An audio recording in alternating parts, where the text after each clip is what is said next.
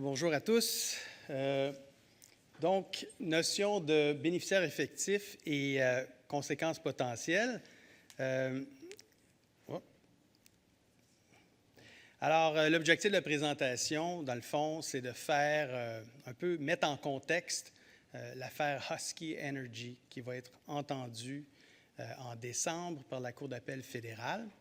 Ça risque d'être une décision historique parce que c'est assez rare que la Cour d'appel se prononce sur un concept fondamental de nos conventions fiscales. Donc, ce qu'on va faire, c'est qu'on va faire un survol des dispositions de la loi et des conventions fiscales. On va faire un survol des règles d'interprétation qui s'appliquent à une convention fiscale. Nous allons voir 3 décisions, Prévost-Carr, Velcro Canada et la décision de la Cour canadienne de l'impôt de Husky Energy, qui est présentement en appel devant la Cour fédérale d'appel. Et nous allons dire quelques mots sur la Convention multilatérale. Donc, les dispositions applicables, évidemment, c'est l'impôt de la partie 13. Lorsqu'une personne non résidente doit payer un impôt sur le revenu de 25 sur une somme qu'un résident canadien lui paye. J'ai sorti les dispositions applicables pour les intérêts, les redevances et les dividendes. Et la raison pour laquelle je m'intéresse particulièrement à ces types de revenus-là, c'est que c'est pour ces types de revenus-là que nos conventions fiscales utilisent cette notion de bénéficiaire effectif. Donc, il y a une obligation de retenue du payeur canadien. Et si le payeur canadien ne retient pas le montant de l'impôt payable, il devient lui-même assujetti à l'impôt. Nos conventions fiscales ont pour but d'attribuer parmi les pays contractants le droit de taxer certains revenus. Et pour ce qui est des dividendes et des redevances et des intérêts, ce sont les articles 10, 11 et 12 généralement de nos conventions fiscales. Pour ce qui est de l'article 10, on nous dit que les dividendes sont imposables dans l'État où réside celui qui reçoit le montant. Et pour ce qui est du Canada, par exemple, lorsque le payeur est canadien, on nous dit que c'est imposable également dans l'État où réside le payeur et selon la législation de cet État, donc la partie 13 à 25 %, mais il y a un allègement. Si le bénéficiaire effectif des montants est un résident de l'autre État, l'impôt ne peut excéder. Donc, on vient réduire la capacité que le Canada a d'imposer, l'impôt de retenue. Et cette réduction-là peut varier de 0 à 15 % selon ce que le Canada a négocié avec ses partenaires. Le chalandage fiscal, je propose une définition, tentative d'accès indirect aux avantages d'une convention fiscale entre 2 juridictions par une personne qui n'est pas résidente de l'une de ces juridictions, souvent par le biais de structures et d'arrangements complexes. Ça n'a pas besoin d'être une structure complexe. D'ailleurs, les structures qu'on va voir aujourd'hui sont très simples. On prend comme exemple un payeur canadien, un résident du Canada qui s'apprête à payer un dividende. La Convention Canada-Barbade prévoit un impôt retenu maximal de 15 %. Qu'arrive-t-il si on vient créer un intermédiaire, on vient interposer une société au Luxembourg qui va recevoir les dividendes, qui va les payer aux actionnaires ultimes situés à la Barbade? Bien, la Convention Canada-Luxembourg prévoit un impôt de retenue de 5 % et la Convention Luxembourg-Barbade prévoit un impôt de retenue de 0 %. Alors, on voit que c'est avantageux de créer une société dans une juridiction où le Canada a négocié une convention fiscale avantageuse. Mais lorsque une intermédiaire comme la Luxco ici paye systématiquement tous ses dividendes aux actionnaires ultimes, ça peut attirer l'attention des autorités fiscales à travers le monde, y compris au Canada. Alors, donc, un des volets de la présentation, c'est quelles sont les conséquences potentielles. Bien, les conséquences potentielles sont celles-ci. La Société du Luxembourg ne sera pas reconnue comme pouvant bénéficier de la réduction d'impôt de retenue prévue à la Convention Luxembourg. Alors, il y a deux situations possibles ici. Dans Prévost-Coeur, une décision que nous allons voir, Revenu Canada avait imposé Canco pour avoir fait défaut de retenir à la source le montant d'impôt de retenue applicable. Et le montant applicable, selon Revenu Canada, c'était le taux prévu à la Convention Canada-Barbade. Pourquoi? Parce qu'elle était d'avis que le véritable bénéficiaire effectif des dividendes, c'était le résident de la Barbade. Donc, on avait imposé 15 %. On avait imposé chez Canco un impôt de 15 %. Mais dans la décision Husky Energy que nous allons voir à l'instant, bientôt, la Cour a conclu que non, il n'y a aucune convention fiscale applicable. Et la conséquence de verser un dividende à une société qui n'est pas le bénéficiaire effectif, c'est que c'est l'impôt de la partie 13, en vertu de nos lois domestiques qui s'appliquent, et c'est donc un impôt de 25 %. Il y a toute une panoplie de règles d'interprétation qui s'appliquent pour les conventions fiscales, et il y a également des règles d'interprétation qui s'appliquent lorsqu'on a un texte bilingue. Je ne passerai pas en revue les règles d'interprétation très en détail, mais lorsqu'on regarde les deux expressions qui sont utilisées dans la Convention, c'est bénéficiaire effectif et en anglais beneficial owner. Et ça, c'est le volet bloc immobilier. Je pense que c'est pour ça qu'on a mis ça dans le bloc immobilier, parce qu'en anglais, on a cette expression-là. Et qu'est-ce que ça vous dit, ça, cette expression-là? Clairement, même si on est au Québec et on est des civilistes, c'est de la common law. C'est un principe juridique, c'est un concept de droit de la propriété. Et le beneficial owner, c'est celui qui a les attributs du droit de propriété. Mais lorsqu'on regarde bénéficiaire effectif, c'est une expression complètement différente. Je peux vous dire que ça ne correspond à aucun concept juridique. En fait, c'est l'expression qui est utilisée dans toutes les conventions fiscales à peu près, et en Europe, eux, ils n'ont pas de concept de beneficial ownership, et c'est un terme plutôt factuel. Mais si on l'interprète selon les mots, le sens ordinaire des mots, ça pourrait avoir un sens extrêmement large. Par exemple, ça pourrait signifier celui qui bénéficie effectivement des dividendes. Donc, si dans les faits, la société qui est intermédiaire a versé les dividendes à un autre actionnaire, selon une interprétation de ce texte-là, ça pourrait dire « l'intermédiaire n'était pas le bénéficiaire effectif, en fait, c'était l'autre actionnaire qui l'était ». C'est une interprétation qui serait beaucoup trop large, mais il faut trouver une façon de réconcilier donc les deux textes. Règle d'interprétation Crown Forest Industries qui nous dit qu'on doit déterminer le sens des mots d'une convention avec à l'esprit l'intention des parties. Ce qui est important, c'est que c'est l'intention des parties au moment où la convention elle est signée. Ce n'est pas 10 ans plus tard, ce n'est pas au moment où on est devant les tribunaux. Il y a toute une panoplie de jurisprudence de la Cour suprême qui nous explique comment réconcilier un texte bilingue lorsque l'expression française ne correspond pas vraiment à l'expression anglaise, comme c'est le cas ici. Il y a tout un ensemble de règles qui nous permet de réconcilier pour essayer de trouver quel est le sens commun aux deux expressions. Il y a également des règles dans la loi d'interprétation lorsque le texte utilise des termes de droit civil ou de common law, comme c'est le cas ici. Et il y a la Convention de Vienne, l'article 31 qui nous dit comment interpréter une convention, y compris une convention fiscale. Et ce que ça nous dit, c'est une règle très générale qui dit qu'on doit interpréter une convention selon le sens ordinaire des mots, dans leur contexte et à la lumière du but et de l'objet de la convention. Ça ressemble beaucoup à ce qu'on applique, nous, en droit canadien, pour interpréter une loi.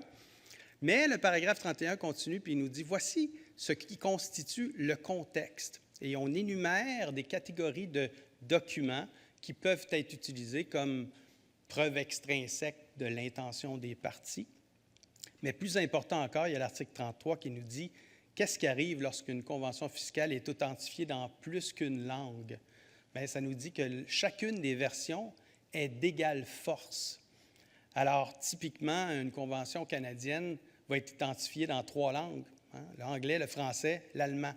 L'anglais, le français, le néerlandais. Les expressions qui sont utilisées dans les 3 versions sont d'égale force. On doit tenter de réconcilier le tout. Et on aurait espéré que la jurisprudence que je vais vous présenter aurait fait une analyse de ces règles-là, parce que moi, je suis un amateur d'interprétation des conventions fiscales. Malheureusement, il n'y en a que 2 règles qui vont vraiment faire l'objet d'une discussion. L'article 3 de la Loi sur l'interprétation des conventions en matière fiscale. Cet article-là, qui, dans le fond, s'applique nonobstant toute convention, dit que lorsqu'une expression dans une convention n'est pas définie, elle prend le sens qu'elle a en vertu de la loi de l'impôt sur le revenu. Donc, beneficial owner, est-ce qu'il est utilisé, est-ce qu'il est défini dans la convention? Non. Est-ce qu'il est utilisé dans la loi de l'impôt? Bien, beneficial ownership est utilisé. Et quel sens lui donne-t-on? Le sens qu'il a en common law, un droit de propriété, les attributs du droit de propriété. Bénéficiaire effectif, lui, ne se retrouve nulle part dans la loi de l'impôt. Et chacune de nos conventions, la plupart, il y a à l'article 3 de nos conventions, il y a une règle qui est au même effet, qui dit qu'on doit prendre le sens que le terme non défini a en vertu de la loi de l'impôt, sauf indication contraire du contexte. Alors, c'est habituellement le débat, et c'est ce qu'on a plaidé dans Prévost-Carr. On dit, bien, le contexte nous indique que ça ne devrait pas être une expression de common law. Pourquoi? Parce que lorsque l'OCDE a créé cette convention modèle, il y avait 90 % des pays qui n'avaient pas un système de common law. C'était des pays civilistes européens, comme nous au Québec. Et ça ne se voulait pas une expression juridique, mais plus une expression d'une situation de fait. Et l'autre principe qui fait l'objet d'une discussion, c'est les conventions modèles et les commentaires officiels sur les conventions modèles. Donc, il y a une convention modèle de 1977 sur laquelle est calquée la plupart de nos conventions fiscales. Et il y a des commentaires qui sont publiés par l'OCDE qui viennent interpréter cette convention modèle. Lorsqu'un pays est en désaccord avec le texte d'une convention modèle, elle peut émettre une réserve. Ça signifie, si jamais vous négociez une convention fiscale avec nous, on n'acceptera pas de mettre ces mots-là dans notre convention. Et lorsqu'un pays est en désaccord avec l'interprétation de la convention modèle telle qu'elle est formulée dans les commentaires, elle peut émettre une observation. Elle peut dire « Je ne suis pas d'accord que cette expression-là doit s'appliquer comme celle-ci ». Alors, la Cour suprême nous dit que les commentaires sont un guide largement reconnu en matière d'application et d'interprétation des conventions fiscales. Et la décision Prévost-Carr de la Cour d'appel nous dit qu'on peut même utiliser comme guide les commentaires publiés après la signature d'une convention fiscale. Donc, convention fiscale signée en 1981, on peut quand même regarder les commentaires qui ont été publiés en 2003, s'ils ne contredisent pas les commentaires existants et si ni l'un ni l'autre des signataires s'est opposé aux commentaires ultérieurs. On voit ici l'évolution des commentaires officiels de l'OCDE pour ce qui est de cette expression-là, bénéficiaire effectif, beneficial owner. En 1977, les commentaires disaient « Le bénéficiaire effectif ne comprend pas un simple intermédiaire tel qu'un agent ou autre mandataire. » Alors, c'est quand même assez restrictif. On peut avoir à l'esprit peut-être une institution financière qui détient des titres, des actions pour un client, qui reçoit les dividendes pour le client. On n'a pas vraiment une perception que cette expression-là a une fonction d'anti-évitement. Lorsqu'on regarde la publication du rapport sur les sociétés relais en 1986, donc l'OCDE s'est penché sur le chalandage fiscal et a publié un rapport et dans lequel elle dit qu'il y a certaines sociétés qui sont des sociétés relais, on appelle ça également des sociétés de transit ou des conduits, qui ne sont pas le bénéficiaire effectif. Et c'est quoi une société relais? C'est une société qui ne dispose que de pouvoirs très restreints et elle est comme un administrateur agissant pour le compte des actionnaires de la société de transit. Donc là, on a plus une idée là, de faire bénéficier quelqu'un ultimement, plus factuel, moins notion de droit de propriété comme pour un mandataire. En 2003, on a publié une modification au commentaire de 1977 et on dit qu'une société relais agit comme simple relais pour le compte d'une autre personne qui bénéficie réellement du revenu en cause et elle ne dispose pas, dans la pratique, elle ne dispose que de pouvoirs très limités qui font d'elle, excusez la coquille, un simple fiduciaire ou un simple administrateur. Alors, la première des causes, Prevocar, on a Volvo, situé en Suède, Henleys, un autre groupe britannique, qui veulent faire l'acquisition de Prevocar. Ils concluent entre eux une convention entre futurs actionnaires dans laquelle ils s'entendent pour créer une société de gestion résidente des Pays-Bas. On prévoit dans cette entente-là que 80 des profits combinés de Prevocar et du holding des Pays-Bas doivent être distribués par dividendes aux actionnaires ultimes. Et c'est prévu que les dividendes doivent être versés dès que possible après la fin de l'exercice. Et puis, la raison de cela, c'est que Henleys a des problèmes de liquidité. Elle a dû emprunter un montant d'argent pour acheter les actions. Elle va emprunter un montant d'argent. Et elle a besoin du versement des dividendes pour s'acquitter de ses obligations en vertu de son prêt. Alors, qu'est-ce qu'on fait? On introduit une société, Prevost Holdings. Vous voyez la détention des actions. La Convention Canada-Suède prévoit un impôt de retenue de 15 Canada-Royaume-Uni, un impôt de retenue de 10 et la Convention Canada-Pays-Bas prévoit un impôt de retenue de 5 Donc, en interposant une société aux Pays-Bas, on a une économie d'impôt de 5 et 10 respectivement. La preuve révèle, ce ne sera pas une surprise, que Prevost Holdings n'a aucun employé ou aucune entreprise. Elle a un conseil d'administration, elle se réunit une fois par année pour voter, je pense à tous les trimestres, pour voter les dividendes, déterminer le montant des dividendes, etc. La convention des actionnaires dont j'ai fait référence tantôt, elle est incorporée par renvoi dans l'acte constitutif de cette société-là aux Pays-Bas. Donc, dans les statuts de la compagnie, c'est prévu que lorsque les dividendes sont versés, ils sont versés en conformité avec la convention entre actionnaires. La preuve révèle également que lorsqu'on regarde les résolutions des actionnaires de Prevocar, la société québécoise, c'est clair que le 20 de profits qui peuvent être gardés, là, qui peuvent être retenus, bien, c'est Prevocar qui se les garde pour son fonds de roulement, pour exploiter son entreprise.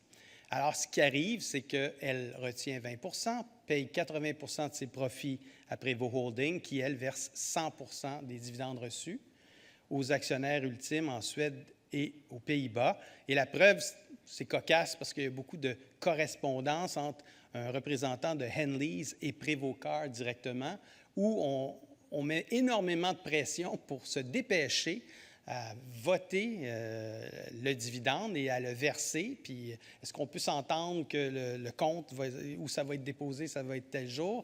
Et est-ce qu'on peut le déposer une journée avant parce que c'est jour férié par la suite en Angleterre, etc.?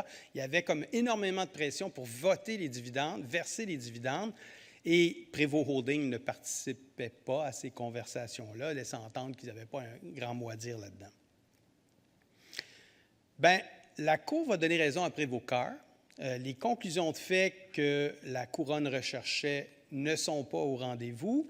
La Cour va conclure qu'il n'y avait pas de mouvement de fonds préétabli ou automatique. Et lorsqu'on lit la décision, on comprend que ce qui est important pour la Cour, c'est que le conseil d'administration devait se réunir et déterminer et verser le dividende. Pour ce qui est de cette convention entre actionnaires, la Cour va dire, elle va conclure que la Société des Pays-Bas, malgré le fait que ça avait été incorporé dans ses statuts, n'était pas liée par cette convention des actionnaires-là, qu'elle pouvait théoriquement se réserver une partie du 20 pour elle. Il y avait un expert en droit néerlandais qui était venu témoigner à l'effet que c'est pas clair que ça pourrait la lier, qu'elle était liée par ça. Pour ce qui est de l'interprétation de l'expression bénéficiaire effectif, la Cour va dire le bénéficiaire effectif du dividende est la personne qui le reçoit pour son propre usage et sa propre jouissance, qui assume les risques liés au dividende et qui dispose en maître du dividende. C'est le véritable propriétaire du bien qui est le bénéficiaire effectif. Et juste avant de donner son analyse, la Cour canadienne de l'impôt, elle va dire, écoutez, il y a deux concepts. D'une part, l'article 3.2 de la Convention me force à donner à beneficial owner le sens qu'il a en vertu de la loi de l'impôt, et ça, c'est la common law. Et le premier item qu'on a vu ici, là, ce sont les attributs du droit de propriété en common law. On citait la décision Covert de la Cour suprême du Canada. Mais d'un autre côté, le juge dit, je dois tenir compte des commentaires de l'OCDE, en particulier le rapport sur les sociétés relais. Et ce qui va nous amener ce dernier paragraphe, il n'y a pas lieu de soulever le voile de la personnalité juridique, à moins que la société ne serve de relais pour une autre personne et qu'elle n'ait absolument aucune latitude quant à l'usage ou à l'affectation des fonds qui passent par elle en sa qualité de relais. Donc, la Cour va modifier légèrement les mots qu'on retrouve dans le rapport sur la société relais, qui, rappelez-vous, disait une société relais, c'est une société qui a des pouvoirs très limités, très restreints. Et ici, on dit c'est une société qui n'a absolument aucune latitude. C'est assez rare qu'on ait un terme comme « absolument » dans un test de common law ou un test en droit fiscal. La Cour d'appel va rejeter les arguments de la couronne. Nous, on disait le juge a erré, s'est trompé en droit parce qu'il a donné à cette expression bénéficiaire effectif un sens qui dérive de la common law, alors que le contexte indique clairement que ce n'était pas ça l'intention des parties. Mais la Cour nous dit les explications du juge saisissent l'essence des concepts de bénéficiaire effectif, beneficial owner, tel qu'elle ressort de l'examen du sens général, technique et juridique de ces termes. Mais ce qui est peut-être encore plus important, elle s'accorde avec ce qui est déclaré dans les commentaires de l'OCDE dans le rapport des sociétés relais. Donc, la Cour nous dit, non, même si c'est la définition de common law, coïncidence, ça correspond également au sens des deux langues du terme et du sens international. Velcro Canada, c'est la prochaine décision. Velcro Canada paye des redevances pour l'utilisation de la propriété intellectuelle de Velcro Industries. La Convention Canada-Pays-Bas prévoit un impôt de 10 ramené plus tard à 0 dans les années en litige. Et c'est en vertu d'un contrat de licence. Et là, Velcro Industries va continuer ou va déménager aux Antilles néerlandaises. Elle va cesser d'être un résident des Pays-Bas et devenir une résidente des Antilles néerlandaises. Il n'y a pas de convention fiscale entre le Canada et les Antilles néerlandaises, donc l'impôt serait de 25 %. On va créer une nouvelle société de holding dans les Pays-Bas pour maintenir les avantages de la Convention Canada-Pays-Bas.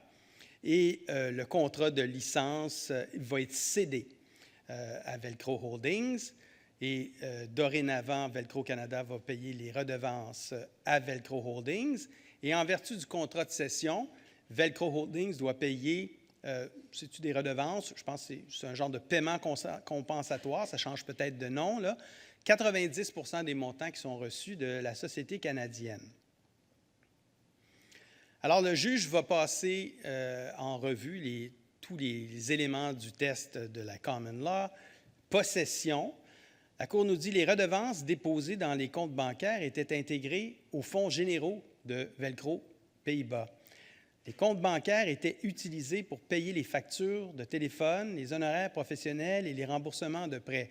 Donc, pour le juge de première instance, le fait que les sommes reçues du Canada n'avaient pas été mises dans un compte à part, un peu comme un avocat ferait dans un compte en fidéicommis, mais qu'il était mis dans son compte général qui servait à payer les dépenses courantes, c'est une indication que la Société des Pays-Bas avait possession des dividendes. Usage et jouissance, on revient avec le même facteur, c'est-à-dire qu'on utilisait l'argent pour payer les factures, donc on en avait l'usage. Il n'y avait aucune restriction contractuelle quant à l'utilisation des redevances. Puis les redevances n'étaient pas entièrement versées à Velcro Antilles néerlandaises, seulement 90 %. Donc, un facteur important, c'est le fait que ce n'est pas le même montant qui est payé. Le risque, Velcro Pays-Bas subissait un risque de change car les redevances étaient à l'occasion converties en devises américaines ou néerlandaises. Il n'y avait aucun transfert de risque par l'effet du contrat de cession et les fonds n'étaient pas à l'abri des créanciers. Donc, il y avait risque de la possession des dividendes au niveau des Pays-Bas. Est-ce que la société Velcro Holdings était une société relais? Pour que la Cour conclue que Velcro Holdings BV agissait à titre de relais, il aurait fallu que Velcro Pays-Bas n'ait aucune latitude quant au fonds. Velcro Holdings avait peut-être une latitude restreinte, mais selon Prévost-Carr, il ne doit y avoir absolument aucune latitude. Donc, on prend l'expression adoptée par le juge de première instance dans Prévost-Carr et confirmée par la Cour d'appel au mot. Il ne doit y avoir aucune latitude. Dernière cause, Husky Energy. On a Husky Energy, société canadienne, qui s'apprête à payer d'importants dividendes aux actionnaires de la Barbade. La Convention Canada-Barbade prévoit un impôt de retenue de 15 % mais la Convention Canada-Luxembourg prévoit un impôt de 5 %. Alors, on va créer deux entités résidentes du Luxembourg. Elles ne vont pas acquérir les actions de Husky Energy. Elles vont emprunter les actions de Husky Energy détenues par les actionnaires de la Barbade. Comme on peut emprunter de l'argent, on peut emprunter un bien. Et le contrat de prêt prévoit qu'au moment que, en fait, les sociétés du Luxembourg bénéficient de tous les avantages des actions pendant qu'ils les possèdent, donc ils vont recevoir des dividendes. Et à la fin du prêt, ils doivent rembourser les actions, mais ils doivent également faire des paiements compensatoires équivalents au montant brut des dividendes reçus. Alors, c'est ce qui arrive. Husky verse les dividendes aux détenteurs des actions, fait une retenue à la source de 5 % en vertu de la Convention Canada-Luxembourg, et les sociétés du Luxembourg versent des paiements compensatoires aux actionnaires du Luxembourg qui correspondent au montant brut des dividendes versés par le Canada. Ils ont dû emprunter de l'argent pour payer le 5 % manquant et à la fin, ils remboursent les actions et ça termine leur participation de quelques semaines dans cette transaction. Le juge va donner raison à la couronne, concluant que les Luxembourgeoises n'étaient pas les bénéficiaires effectifs des dividendes. Et c'est là que la Cour va conclure qu'elles étaient assujetties à un impôt de 25 % et qu'il n'y avait pas lieu d'appliquer la Convention Canada-Barbade, puisque les sociétés du Luxembourg, c'est eux qui ont reçu le dividende en vertu de l'impôt de la partie 13. Usage et jouissance, en vertu des contrats, chacun n'avait que la garde temporaire des dividendes plutôt que l'utilisation et la jouissance des dividendes au sens réel. Et possession, ce qui compte, c'est que les dividendes constituaient la source de la quasi-totalité des paiements d'indemnisation. Alors, ce que je n'ai pas mentionné, c'est que les sociétés du Luxembourg avaient déposé les dividendes dans leur compte courant. Ils avaient même investi les sommes pendant quelques jours dans des dépôts à terme, parce que c'est des sommes très, très importantes, et il n'y avait rien qui les obligeait à verser. Ils pouvaient garder les intérêts gagnés sur cette somme-là. Alors, si on aurait appliqué l'approche dans Velcro, c'est clair que on aurait pu dire que les sociétés du Luxembourg avaient l'usage et avaient la possession. Ils n'avaient pas mis les sommes dans un compte séparé. Mais la Cour a dit ce qui compte, c'est que la source du versement des paiements d'indemnisation, c'était les dividendes en question. Les pertes de change ne constituent pas une preuve que les sociétés du Luxembourg ont assumé des risques compatibles avec le fait d'être bénéficiaires effectifs des dividendes. Et ce qui n'aidait pas la cause de la plainte, c'est que des représentations avaient été faites aux autorités fiscales du Luxembourg selon lesquelles chacune des sociétés ne supportera aucun risque significatif en lien avec les actions Husky. Les profits et les risques sur les actions de Husky seront finalement assumés par les Barbcos, donc les actionnaires du Luxembourg. Pour ce qui est des sociétés relais, contrairement à Prévost-Carr, la preuve révèle que les dividendes de Husky Energy étaient dès le début destinés aux actionnaires de la Barbade et que les sociétés du Luxembourg servaient de relais pour les dividendes provenant de Husky Energy. Et là, la Cour va formuler un test de ce qui est un bénéficiaire effectif. C'est lorsqu'il est certain dès le début des ententes de prêt de titre que les Barbcos bénéficieront ultimement des dividendes à la suite des paiements compensatoires obligatoires. Donc, will ultimately benefit from the dividends. Donc, c'est ce qui fait que lorsqu'il est assuré que la tierce partie va recevoir des dividendes, ça fait en sorte que l'intermédiaire n'est pas le bénéficiaire effectif. Ça s'en va devant la Cour d'appel, comme je l'ai mentionné. Il y a d'autres, vous allez voir, les actionnaires de la Barbade sont également partis à cette cause-là. C'est qu'ils ont été cotisés en vertu de la règle générale anti-évitement. Et puis donc, je ne peux pas en parler parce que je n'ai pas le temps. Je suis désolé. Ça, j'aurais dû faire ça en partant. Et finalement, les arguments. Je suis allé voir les mémoires des parties, d'excellents mémoires de part et d'autre. Et Husky Energy, vous le savez déjà, va plaider que le bénéficiaire effectif, c'est la personne qui détient les attributs du droit de propriété. Elle argumente que la Cour canadienne d'impôt a appliqué une approche fondée sur le résultat économique en posant la question « Qui bénéficie ultimement des dividendes? » Mais surtout, elle rappelle ce que la Cour d'appel a dit dans Prévost-Carr. La société Relais, c'est une société qui n'a absolument aucune latitude. Du côté de la Couronne, on plaide que la décision est conforme au rapport sur des sociétés relais. Lorsque la Cour d'appel dit « Et surtout, ce qui importe, c'est que la définition est conforme au rapport sur des sociétés relais », nous allons évidemment porter à l'attention de la Cour que ce n'est pas tout à fait ce que le rapport sur la société dit. Elle ne dit pas qu'il ne faut pas avoir absolument aucune latitude, mais on parle d'une société qui a des pouvoirs très restreints.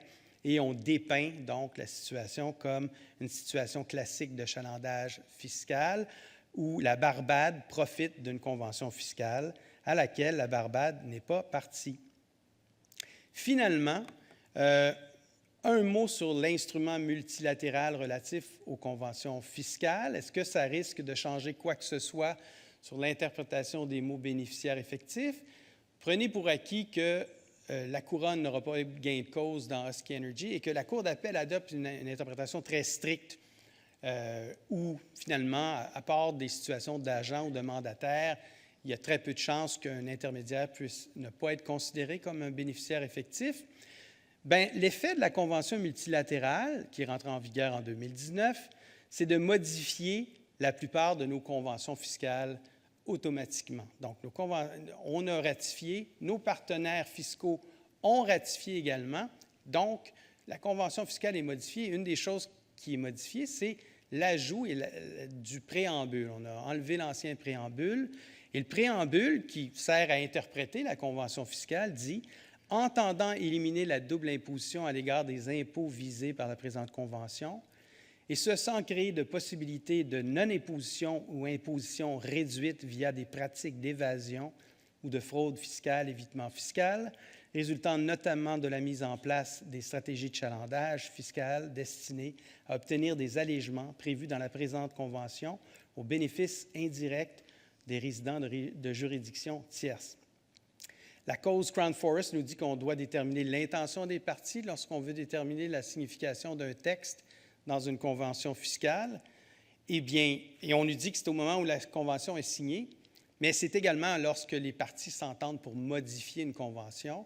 L'intention des parties est nouvelle à ce moment-là et il est raisonnable, certainement on peut présenter l'argument que les mots bénéficiaires effectifs, l'interprétation très stricte qui a été adoptée ne peut plus avoir cours. On doit tenir compte de l'intention des parties d'utiliser la Convention comme une façon d'empêcher l'évitement fiscal et le chalandage fiscal.